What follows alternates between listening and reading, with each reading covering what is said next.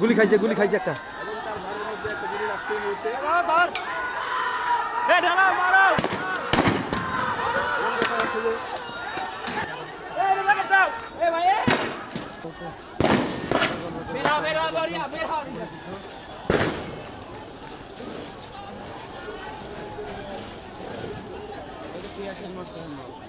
Sheikh Hasina F copy কিছুক্ষণের মধ্যেই বক্তব্য রাখবেন ইনশাআল্লাহ।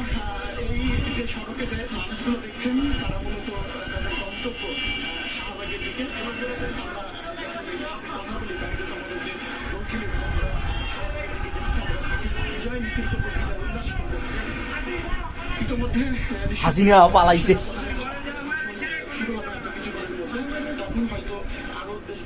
পরিষ্কার হয়ে যাবে।